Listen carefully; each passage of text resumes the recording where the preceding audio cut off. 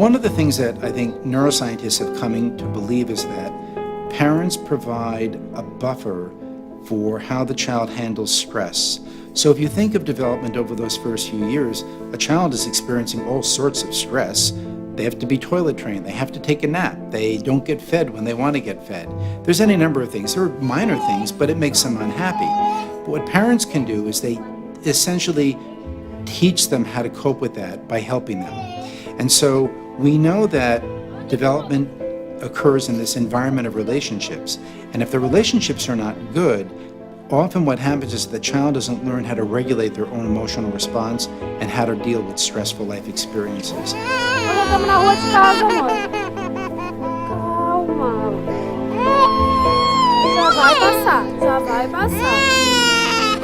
Já vai passar. As they grow older and they start to experience real life stress, like, you've always done well in school, now you fail an exam for the first time. You have no experience in how to cope with failure. But if your family has helped you deal with other failures, you'll overcome them.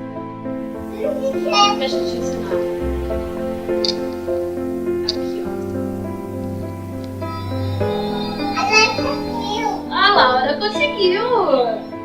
There is frustration in normal life. There's stress in life. So the goal is not to prevent a child from feeling frustration. The goal is for the frustration to be manageable and for the child to learn how to deal with frustration. Só tiquinho, tá?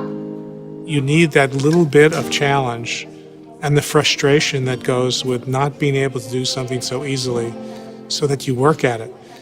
It's not only working at it to master that skill, it's working at it to develop a sense of what it's like to work for something that's not that easy.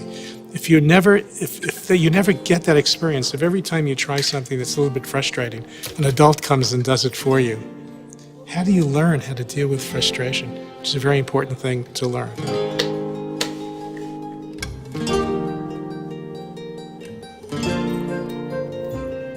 Frustration is a critical part of healthy development, and learning how to master it is a critical part.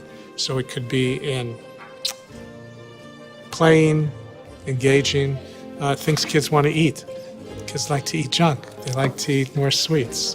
It can be frustrating to not be given all of these things. There are sources of frustration everywhere.